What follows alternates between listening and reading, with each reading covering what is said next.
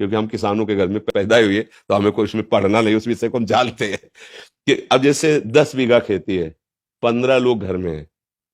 अब बच्चों की पढ़ाई, कपड़ा लत्ता, ब्याह बर, खाद पानी, सिंचाई का घंटों के पैसे होते हैं, 4 घंटे 5 घंटे में 1 बीघा, ऐसे ऐसे होता है। ठंडी के समय जब कोई रजाई नहीं छोड़ना चाहता, वो जो कपड़े हैं भी वो समेट के, क्योंकि पानी लगा है, पूरी रात पानी लगाता है पूरी। अब इतना महंगा समय है और उसका अनाज इतने गिरकर सस्ते दामों में जाता है, और पूरा देश उसी का उदर पोषण का हेतु होता है, वो उसी का किसान का। लेकिन उसकी हालत ये रहती है कि वो अच्छा कपड़ा नहीं पहन सकता, वो अपने बच्चों को अच्छी पढ़ाई नहीं पढ़ा सकता, क्योंकि इतनी लागत लगती है। अच्छा, उसमें है ही नहीं कि लागत लगने पर हमें माल मिल ही जाएगा।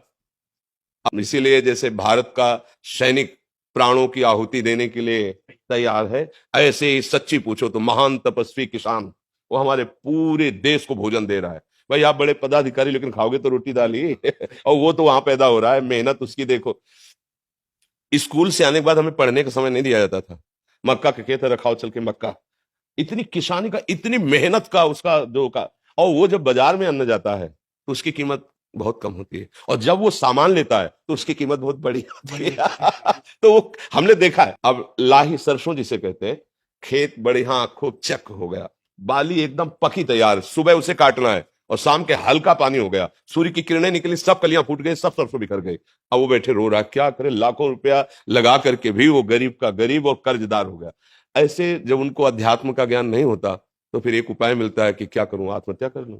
ये हम मतलब पढ़ी लिखी बात नहीं कह रही है, हम समस्या कह रहे हैं। हम लोग जैसे किसान के घर में जन्मे थे ना, तो रात में बादल गरज रहे हैं, पकी फसल गेहूं की खड़ी है, चना की खड़ी है, सरसों की खड़ी है, पूरा परिवार ऐसे बैठा है, राम राम राम राम भगवान, बस 2 दिन का समय दे दो, किसी तरह काट करके हम घर। अब अगर वो 2 दिन में वर्षा हो गई तो पूरे साल की कमाई गई उसकी।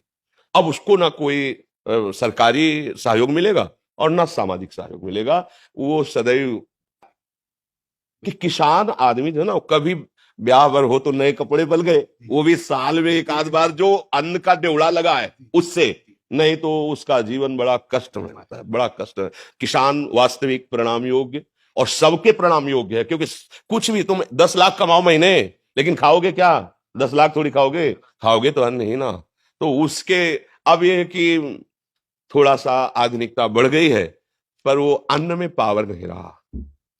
जैसे अपने लोग थे ना, 1 बीघा में 8 मन गेहूं होता था, 8 मन, क्योंकि उर्वरक डालने की सामर्थ्य भी नहीं थी, और उर्वरक निषेध भी किया जाता था कि अन्न पौष्टिक रहेगा। गाय का गोबर, वो जो गांव में पशुओं का एक वो बनाया जाता है ना, गोबर डालने का, हाँ, उससे फिर भर भर के बैलगाड़ी में खेतों में बिखेरा जाता। 8 मन हमारी। अब जो है 60 मन, 40 मन, 45 मन, पर उस अन्न में ऐसे केमिकल उर्वरक तत्व मिल गए कि वो हमारे शरीर को हानि पहुंचाते हैं, स्वस्थता नहीं सुरक्षित रह पाती। किसान का अगर सरकार से अच्छा सहयोग हो तो भले कुछ हो, नहीं तो वो आज अच्छा खेती में जैसे आप बार बार उर्वरक डाल रहे हैं तो उसकी क्षमता कम हो रही है, भूमि की क्षमता कम हो रही है, वो अन्न फिर उतना नहीं उपजा पाए।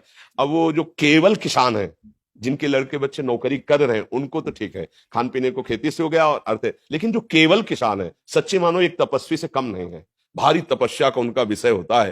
तो इसलिए उनकी तो हम वंदना ही कर सकते हैं, उनके विषय में बस यही है कि सरकार सहयोग करे, और तो मतलब अच्छा, अब जब पशु नहीं पालेंगे, क्योंकि अब पशु ना पालने का स्थान बनता जा रहा है, क्योंकि बैल से तो खेती जोतनी नहीं है, ट्रैक्टर से जोतनी नहीं है, तो बैल का तो मतलब नंदी का तो कोई सवाल ही नहीं रह गया कि कोई किसान पाले। क्यों पाले, मतलब समझो। अब क्या, अब बछड़ा होता था ना, तो एक हर्ष सा होता था किसान के, ये गाय माता ने बछड़ा दिया, अभी आगे चल करके बैल होकर हमारे हल जोते। मतलब 8-10 गायें तो होती ही थी, उनका गोबर, उनका दूध, वो पौष्टिकता।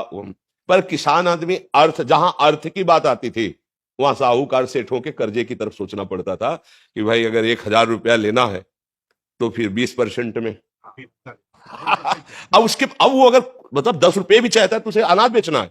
अब उसको ये देखना है कि हमारे ड्यूला में अगर अनाज कितना है, 1 साल का भोजन उसी से होगा। अब वो बहुत कष्टमय जीवन हमने देखा है, मतलब उसी कुलों में पैदा हुए किसान के, तो देखा है।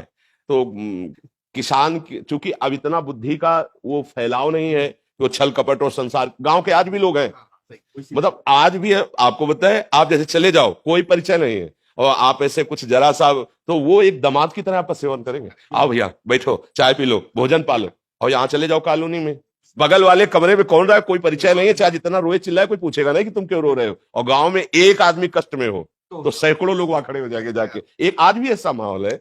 किसान तो जैसे हमारे यहाँ पीछे देश में नारा लगाया जाता है, जय जवान जय किसान, तो इसलिए किसान तो सर्वोपरि है, उसके आगे मतलब आपको लगेगा कह रहे उसके आगे कोई नहीं है।